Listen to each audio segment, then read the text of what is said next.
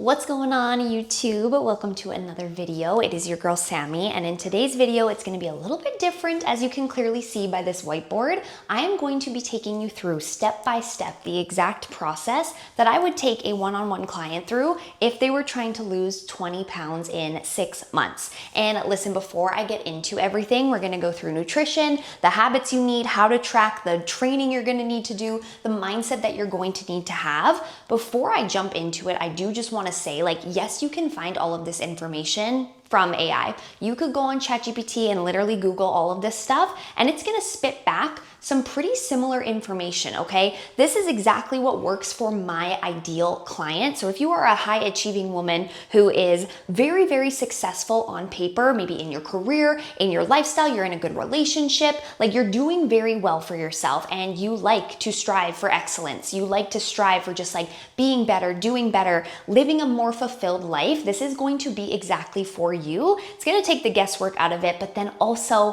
what AI cannot give you is like the human interaction, the, personal stories, the experience of having helped 200 plus women do this exact process and actually get results like this, okay? So let's just jump into it. So the very first thing we're gonna go through is nutrition. I always say to every single woman that I work with, 95% of the results that you see, whether that is, losing fat, losing weight, maybe even trying to build muscle, does come from the food that you are putting in your body. So a big focus over the 6 months that you are trying to see this progress of like losing 20 plus pounds needs to be on your nutrition, okay? The decisions that you make with food and maybe the habits that you currently have with food really, really matter and are probably the reason why you're stuck right now. Right now, you probably don't really know exactly what you should be eating. It's harder to figure out what to be eating or like to prep everything than to just like do it. So you're just not doing it. You're probably skipping breakfast right now, maybe living off of like an iced coffee and like a muffin in the morning, doing like a small little salad at the, cafeteria at lunch because that seems really healthy. And then of course by dinner, you're absolutely ravenous and starving, so you're gonna eat your entire pantry. Maybe you snack on like chips, or you're craving ice cream, or you're craving something sweet, and you're thinking to yourself, well, I was good all day, so like I can probably have this and it's gonna be fine. That is the exact cycle and pattern that is keeping you stuck in a body that you are uncomfortable with, okay? So we need to make different decisions with our food. Now, first and foremost, what I always tell my clients to do is to track their food for 1 week, okay? If you've never tracked your food before, you actually don't really know exactly where you're landing, how many calories you're eating, how much protein you're eating, how much carbs you're eating, how much fat you're eating. That's gonna give you a really, really good awareness piece to, okay, I didn't actually know how little I was eating. I didn't actually know how much I was eating. Sometimes we think we are eating in a calorie surplus, but we're actually extremely under eating, or the opposite is true. We think we're under eating, but we're actually over consuming in calories. So this is going to be the first step. Track your food. I want you to download MyFitnessPal. It is completely free to use, and I just want you to track without judgment, without trying to change anything, exactly what you are currently eating so that you can understand where you're starting from, okay? Now, the next thing that you're gonna do after you track your food for 1 full week and just bring that awareness to the table is create your calorie deficit, right? In order to lose body fat, in order to lose weight on the scale, we do need to create a calorie deficit. So if you take your body weight and you multiply it by 14 or 16, now this number is very dependent on exactly how like active your lifestyle is. If you are someone who is like very sedentary, you work a sedentary job, you don't get a lot of movement in throughout the day, maybe you work a desk job, you sit at a desk all day, you're not really up and at 'em, then we're gonna multiply your body weight by 14, okay? This is gonna give us our maintenance level calories, the amount of calories that you just need to sustain your regular weight and your current lifestyle right now, okay? If you are a more active person, maybe you work in a hospital as a nurse, maybe you work a restaurant industry job or a retail job where you're constantly walking, you're always on your feet, you're gonna multiply your body weight by 16 instead of 14 to get your total maintenance calories, okay? So that's gonna give you whatever whatever number it is. If you are 150 pounds and maybe you have like a more sedentary job, that's going to take 150 times it by 14. That's going to give you your maintenance calories. Once we find our maintenance calories, we obviously need to create that calorie deficit. So we are going to subtract between 300 to 500 calories from that number to get our starting point, okay? This doesn't mean that this is your calorie deficit for the rest of your life. It is just a starting point to see how your body actually responds. Once you have your calorie deficit, you are going to create your macronutrient split. So you've heard the term macros, you've heard the term protein, carbs, and fat. We actually need to create a split of those certain things to create a total amount of calories that we're actually going to be eating. So macros are essentially what our calories are made up of, right? Protein is 4 calories per gram, fat is 9 calories per gram, and carbs are 4 calories per gram. So a good macro split is going to be 40% carbs, 30% protein, and 30% fat. This is where I usually like to start all of my clients off with. It's a very balanced macro split that is going to give you 40% of your total calories going towards carbs, 30% of your total calories going towards protein, and then 30% of your calories going towards fats. Now you might be thinking, okay, Sammy, this is all great and dandy. I've got my information. I've got my like logistical, okay, this is how many calories I'm eating. This is the macro split I need.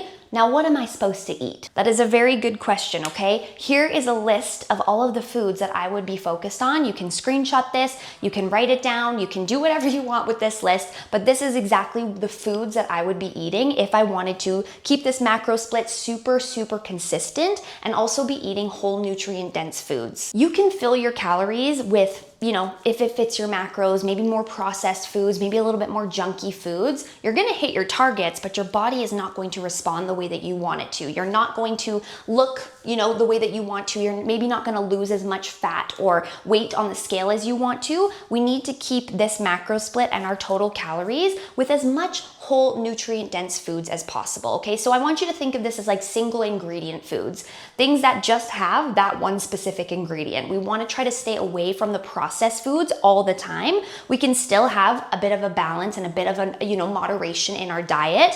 I love to focus on the 80-20 rule with my clients, where 80% of their diet is, you know, whole nutrient dense foods that actually help them get closer to their goals. And then 20% of their diet is more flexible. It's more fun foods. It's the ice cream, it's the candy, it's the chocolate, it's the whatever. Going out for dinner with your boyfriend because you want to have a date night. That is still something you can incorporate into your day-to-day and like into your week-to-week nutrition, but most of the time we need to be focusing on those whole nutrient-dense foods. And the last thing is to make sure you are measuring and weighing literally everything, okay? I know this sounds like a lot of extra work, but I promise you it's going to get easier the more that you actually do it.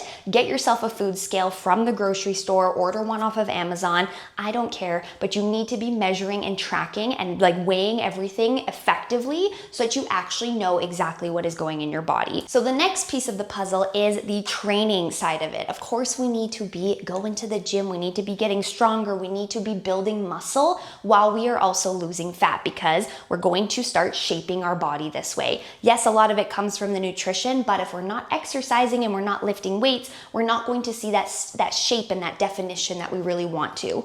So we're going to start strength training. We're going to go to the gym, or we're going to work out at home, depending on what you feel comfortable with, 2 to 3 times a week. Now I say 2 to 3 times because I want you to pick. I want you to pick 2 or I want you to pick 3, depending on where you're at. If you're kind of working out right now, maybe you can do 3. If you're not working out at all and you're not used to working out, I would recommend starting with like 1 and then adding into 2 throughout the week, because we don't need to jump right into something that we're not super, you know, consistent with already. That is a recipe for disaster. We need to start slow or smaller and kind of build from there. So 2 to 3 times a week, depending on what your schedule and what your routine looks like. A common misconception that I feel like a lot of women have is that they think they need to be working out 6 times a week in order to see results, and that is not the case at all.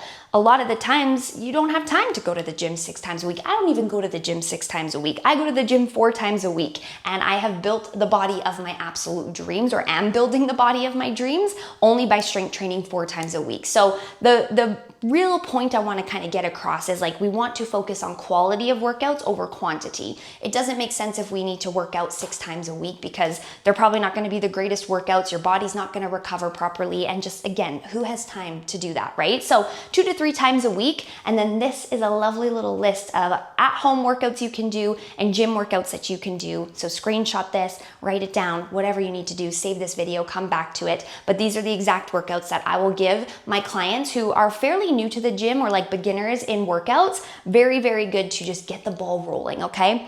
After your workout, you are going to do a incline walk on the treadmill at a incline of 6 and a speed of 4, okay? This is a low intense steady state or a LISS style of cardio, low intensity, less impact on your joints, less impact on your body. So we can give most of our energy to our strength training, and we're gonna do this after the workout. Doing this style of cardio is going to keep our heart rate in the fat burning zone. It's also going to allow us to work on our cardiovascular health as well, which is also very, very important. But this is going to help us remove our body fat, okay? So very, very important, low intensity, steady state cardio. We don't need to be doing crazy amounts of cardio. We don't need to be doing high intensity impact training, or like, you know, if you want to do spin class, cool. If you want to do something like that, awesome.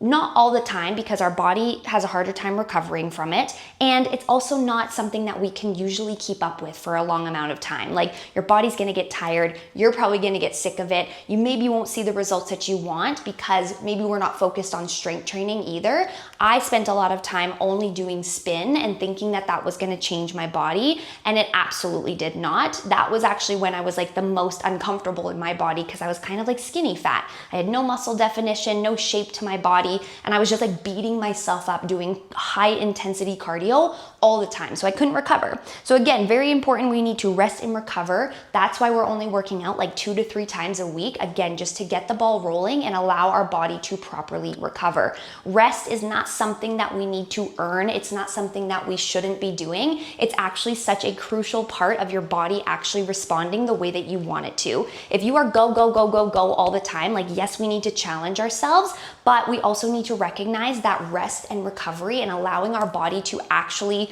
do its job to build muscle and burn fat, that also requires rest and recovery, okay? So when you are doing rest and recovery, that doesn't mean we just sit there and do absolutely nothing. We need to be focused, of course, on still being as active as possible, going on a walk outside. Maybe we do a yoga class, maybe we do some stretching, maybe we do a little Pilates class, whatever it might be that floats your boat.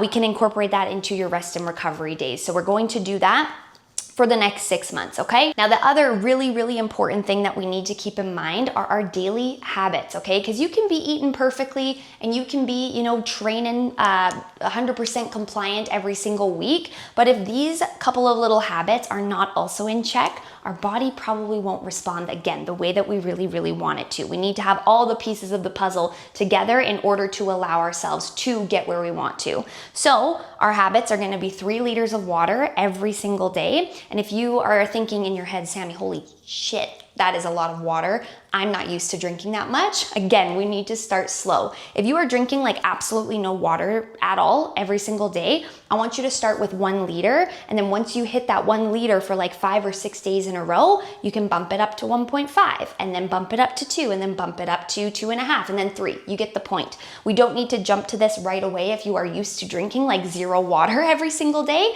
But the way that this is really, really exciting, and we can almost like gamify this, is the way that I hit my water intake is, number 1, having a huge water bottle that I literally carry with me every single where that I go. It is 1.18 liters, so I fill it up 4 times during the day so I can drink 4 liters of water, and I play a game with myself. I literally like will fill it up in the morning and then let myself have 2 hours to finish that bottle. Once I finish that bottle, I fill it up again. 2 hours later, I fill it up again, and so on and so on. If you need to set a timer, if you need to remind yourself like daily, every couple hours, that's what you need to do in order to allow yourself to actually hit this. This is gonna help with our digestion, our mood, our recovery, just like overall how we feel in our body. And it also is gonna help our skin, and it's also gonna help our cycle, okay? And I'll get to that in a second. But the next habit is 10,000 steps. Same thing with the water. If you are not used to getting literally like 2,000 steps every single day, don't expect yourself tomorrow to be able to hit 10,000 steps. It's just not gonna happen. You're setting yourself up for failure. It's so unrealistic. So what you need to do is just create little like micro steps, right? We need to start with 2,000, then we're gonna do 3,000 in a week, then we're gonna do 4, 5, 6, all the way up until we hit 10,000 steps. Do not underestimate the power of a walking pad. You can order them on Amazon for like $170. You can order them off of Facebook Marketplace. I'm sure someone is selling theirs. I've had my walking pad for almost 2 years. It has been so good, especially because I live in Canada, and when it's minus 40 degrees Celsius outside and I cannot walk outside because it's blizzarding, I get on my treadmill and I just walk. And I'll watch an episode of Love Island, or I'll watch an episode of my favorite show, and it really helps the time pass, and before you know it, you are at 10,000 steps. So a lot of my clients, what they will do if you're working, let's say like a full-time job where you have to sit down for most of your day and you're at a desk, is take little breaks, take little walk breaks throughout the day. Every time you get a 5-minute break to go to the washroom, take an extra lap. Maybe you park a little bit further from your job and you take a little bit extra steps there. You go for a walk on your lunch break if that's possible. And then again, having the ability to walk like literally while you're watching TV or while you're scrolling on TikTok is such a game changer to actually hit this. A lot of our burned calories come from something called non-exercise activity thermogenesis, or NEAT. So this is what NEAT is. It's how much you're moving throughout the day. Literally, me talking with my hands right now is burning calories. If you have a dance party in your kitchen, that's also going to burn calories. And our NEAT, our non-exercise activity thermogenesis, actually burns more calories than training. So that's why I said, if we're training and we're eating good, but we're not hitting our habits, you might not see as much movement on the scale, and you might not see as much movement in your physique as you want to, because we're not just go kind of every single day, all day. So 10,000 steps is gonna help us with our non-exercise activity thermogenesis and actually burning more calories. And then the final thing of our habits is sleep. Sleep is so important for rest and recovery, and just making sure that our body can respond the way that we want it to. And it's not just about getting 8 hours of sleep. We need to focus on like the quality of sleep that we're getting, because you can sleep for 8 hours, but you could still feel really tired the next morning because maybe you didn't get the greatest quality of sleep. So sleep is gonna be a huge thing for you to focus on over the next 6 months, again, to make sure that our body, it just gets the rest that it needs. It gets the recovery that it needs. And it's also gonna help with your stress, it's gonna help with your mood, it's gonna help with your energy, just overall feeling so much better. So I recommend doing some form of like bedtime routine and waking up at the same time every single day. So some sort of bedtime routine to basically tell your body it's time to slow down, it's time to wind down. Maybe you lower the lights, maybe you get some like blue light blocking glasses, you put your phone away for 30 minutes before you go to bed, you read a book, you meditate, you stretch, you do some like yoga off of YouTube, whatever it might be, to just allow your body to like signal to your brain, okay, we're going to sleep now, right? Try to dedicate your bed to just sleeping instead of like scrolling or watching TV or doing something else, right? We want to make sure we are just focused on that sleep. And then waking up at the same time every single day to just get a good rhythm and get a good routine down, with like knowing your body's gonna start to recognize when you're actually waking up, when you're going to bed, and it's gonna be a lot easier for you to get good quality sleep that way. The next thing I wanna talk about is tracking, okay? We need to track everything in order to make sure that this actually happens. And if we are tracking everything and something's not moving in the direction we want to, you can really pinpoint exactly what you need to do in order to get the ball rolling again. So the first thing you're going to track every single day is going to be your body weight, okay? And if you have a relationship with the scale that is not maybe the greatest, not the most positive, I want to just share something with you, okay? This is what I tell all of my clients as well, is when we step on the scale, more often than not, it actually takes the power from the scale away. Like from the scale having the power, it actually gives us the power back. When we put all our eggs in one basket, or we like lead up to a big day of like, oh, we're gonna weigh in on Friday, you know, every 2 weeks, we're putting a lot of pressure on that number being something specific and like what we think we should see, or what we deserve to see based off of the work and the effort that we put in. And then maybe when it's not that number, we get really upset about it. When we step on every single day, it actually starts to take away the like stress and the pressure of like needing looking to see a specific number because we start to understand the patterns. We start to understand that logically, this number on a piece of plastic on the floor is showing us how our body is just responding. The scale is so determined on so many external factors that are kind of out of your control. Your hormones, your sleep, your cycle, like where you're at, you know, in your cycle, if you're in your luteal phase, if you're in your menstruation phase, your follicular phase, whatever it might be, you know, what you ate the day before, how your body is digesting food, your stress, like there's so many things that go into this number. So when it's not maybe what we want to see, we can revert to like, oh, I need to do more cardio. I need to do more. I need to do X, Y, and Z. When we step on every single day, it gives us data to look at like the trends over time versus stepping on, you know, maybe in your follicular phase when you're feeling really good and the number is great. And then the next time you step on, you're all of a sudden in your menstruation phase and you don't understand why all of a sudden you're up 5 pounds, right? It's water retention. It's your hormones, right? It's all explainable for so many different reasons. Stepping on every single day is going to give us such better data to understand like our bodies way more, okay? So in order to control all of the variables possible, because I just said how, you know, it's determined on a lot of external factors, you need to control as many variables as you possibly can. So I recommend stepping on the scale first thing in the morning before you do absolutely anything, before you drink any water, before you eat anything. Literally get up, go to the bathroom, go number 1, go number 2 if you can, that's even better, and then step on the scale fully naked. I know it sounds crazy and I know it sounds weird, but you'll get used to it and it's going to give us accurate data that is literally just like a number. It is just a number and we don't react to it. We don't like think, oh my gosh, this means something about me. We just keep going and we keep putting in the work, okay? So body weight's first. Now, second is appetite, hunger, mood, energy, stress, and your period and cycle. You should be tracking like once a week. So this is actually where like a check-in with a coach would come into play. And this is what my clients track on a regular basis with me in their check-ins every single week to help them understand, again, where their body's at, how it's responding, and then of course it helps me as well kind of see what's going on. And then if we need to tweak or adjust anything, we absolutely do. So your appetite and your hunger, basically how hungry you were throughout the week, rated on a scale of 1 to 10, 1 being not at all and 10 being like, I was so hungry I was gonna eat my own hand. And then your appetite as well, just like how excited you were to actually eat. Did you have an appetite to eat? Were you excited? Were you like looking forward to it? You know, was it yummy when you were eating it, or were you kind of just eating it to eat it? Didn't really have that appetite, didn't really want to eat anything. Nothing seemed exciting to you.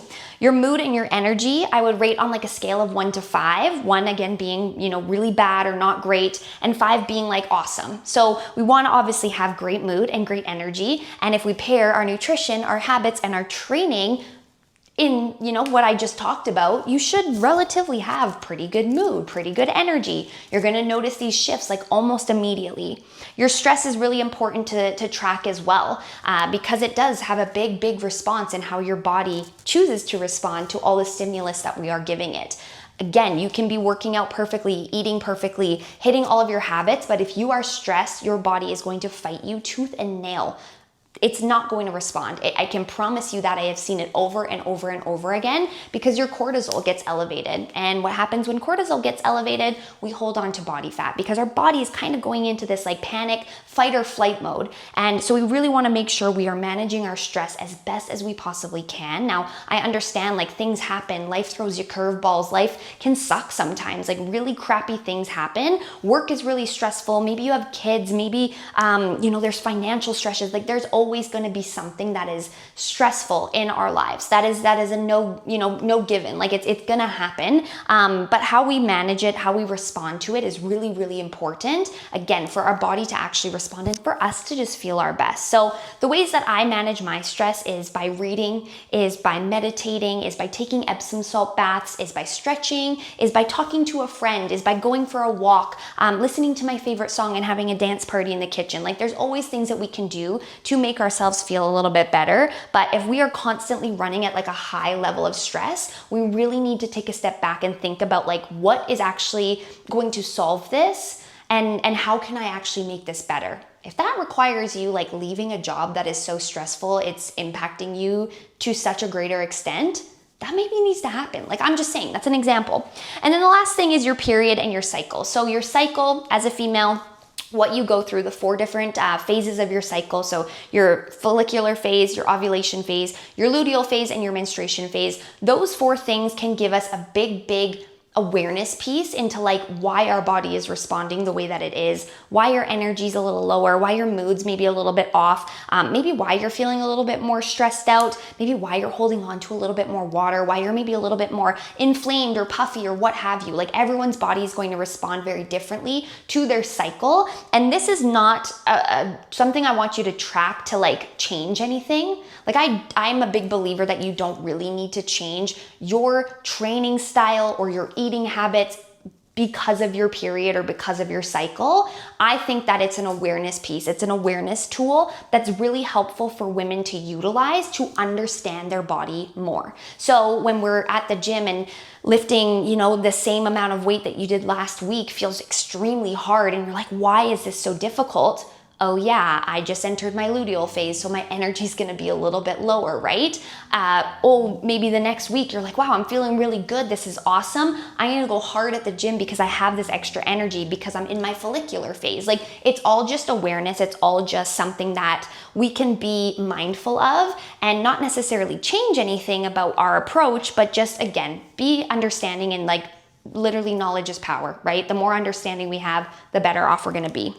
Now, the final thing I want to talk about is really the most important part. And I hope that you made it this long in the video because honestly, without these 3 things I'm about to talk about or this kind of section, none of this matters. None of it matters because there are some of you out there who are going to listen to this video and take notes and start to like, you know, maybe implement this approach of trying to lose weight or trying to reshape your body, and you're not going to make it. You're not going to be successful because you're not focused on this piece to the puzzle, okay? The mindset piece. What is going on up here truly matters for your success in a weight loss journey. Like it is not possible for you to lose 20 pounds in 6 months or whatever your goal is if you do not first start understanding and fixing what's going on up here, because there's again a reason why you're in the spot that you are right now, and a lot of it has to do with the stories that you're telling yourself, with your limiting beliefs, with the things that you have heard or seen in social media and you have like actually taken it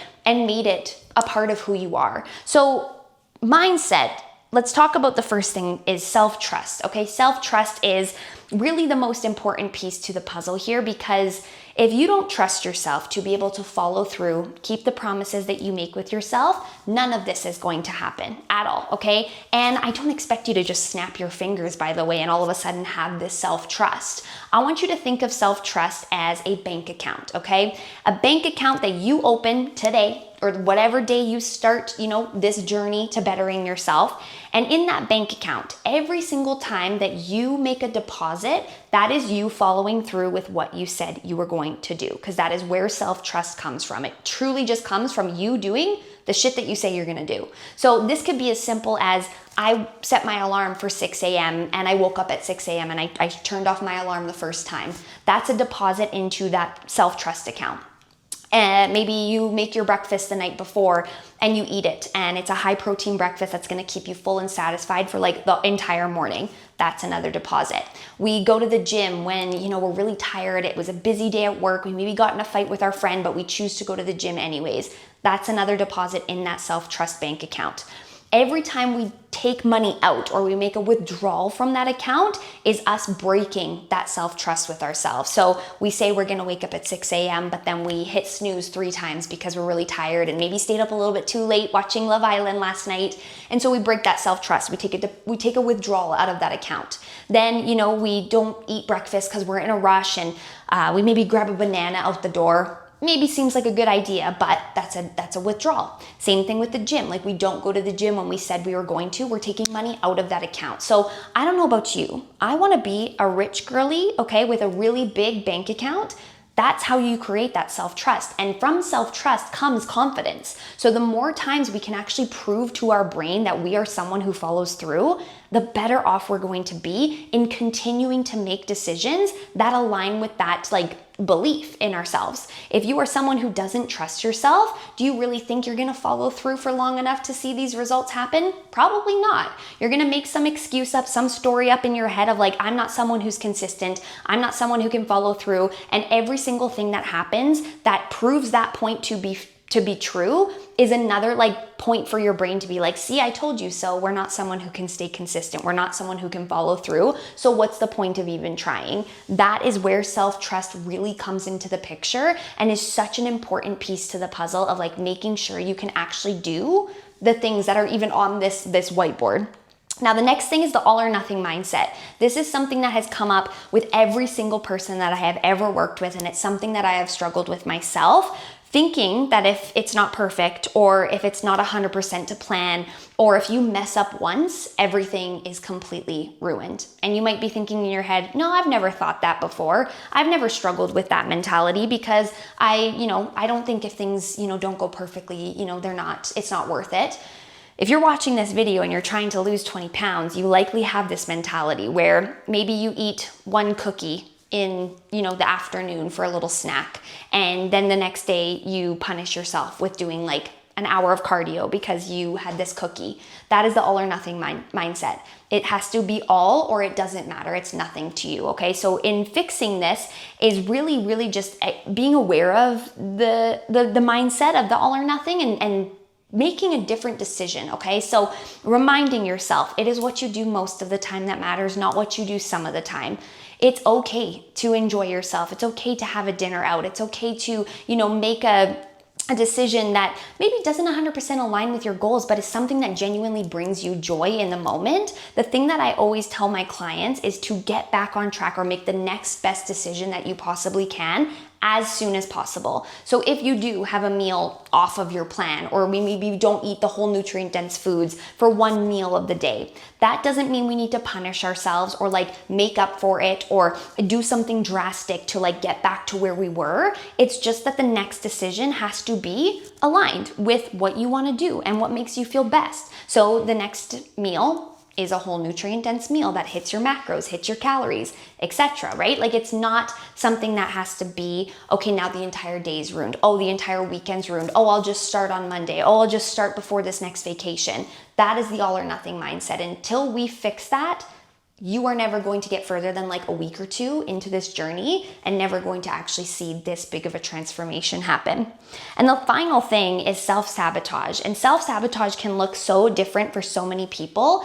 And it's really an internal battle and an internal thing that you need to figure out on your own. I can sit here and list every single way that you could self-sabotage yourself in this journey, but I would be here literally forever. So it's really important that you create the self-awareness to understand like what your version of self-sabotage is. Now this can look different, again, for everyone. You can have a fear of success. This is something I've struggled with in my, journey, and I see quite a bit with my clients that when we start getting the ball rolling and you start getting closer to that goal, we start thinking to ourselves, okay, wait, hold on. Who am I if I hit this goal? Like, who am I actually to achieve this goal? I'm not that person. Like, I am the person who struggles. I identify as someone who like can't stay consistent, can't stay on track, can't follow through with anything. So this is really uncomfortable for me to get close to my goals to the point where like I might actually hit this and I might be a different person and I might show up differently and I might, change my career. I might leave my relationship, whatever it might be. You might start thinking like that's kind of scary because that's not who I'm used to being. So you revert back to what is comfortable for you. You revert back to poor eating habits. You revert back to not going to the gym. You revert back to, shitty habits that you're not drinking water, you're doing whatever, you're drinking alcohol, etc. That is your version of self-sabotage, okay? It's getting so close to a goal or maybe getting uncomfortable, not being in a familiar spot, and then choosing to step back into that comfort zone of like what you're used to. Again, I said this at the very beginning of the video. If you want a different life, you have to make different decisions. You have to be willing to get uncomfortable. You have to be willing to say no. You have to be willing to just make different decisions every single day. That is the version of you are trying to become. Because if we don't start acting differently, if we don't start making different decisions, you're gonna stay stuck in a body that you're uncomfortable with, in a life that you're uncomfortable with, and it really does just take one decision every single day and getting 1% better and taking one step forward every day until all of a sudden you look back and you are like in a completely different spot. So that is a really big part, again, that mindset piece. Like I said at the beginning, all of this information you could truly find on the internet anywhere, but that final piece of the puzzle is really the make or break for whether or not you see success in this or you don't. So really what I want to leave you with is you need to start acting like the version of you want to be in order to get where you want to be. And I know that sounds really scary or can sound really like, I don't know, like the fear of the unknown comes up for you of like, I don't even know how that person would act. I don't even know what that person would do. I mean, I just gave you some really good ideas and some good answers as to what you can start doing right now, but you need to decide that for yourself. You need to choose what that version of you looks like and then start just acting like her, right? If the version of you is down 20 pounds, is she gonna go through a drive-through after work or is she gonna prep her food? You know the answer, right? It's not rocket science. It's really not that difficult, but we make it really difficult. We make it really complicated because we overthink things. We tell ourselves stories, those limiting beliefs, the like, I can't do it mentality. You need to believe in yourself and you need to just start depositing one thing at a time into that bank account until all of a sudden you have this wealth of a bank account. You are confident, you are that version of yourself. It's gonna be incredible. So anyways, I hope you guys liked this video. I am excited to hear from you in the comments what your thoughts are. Please let me know if you have any questions or if you wanna see more of this style of video. I'm happy to do that. So anyways, I hope you all have a great rest of your day and I'll talk to you in the next one. Peace out, love ya, bye.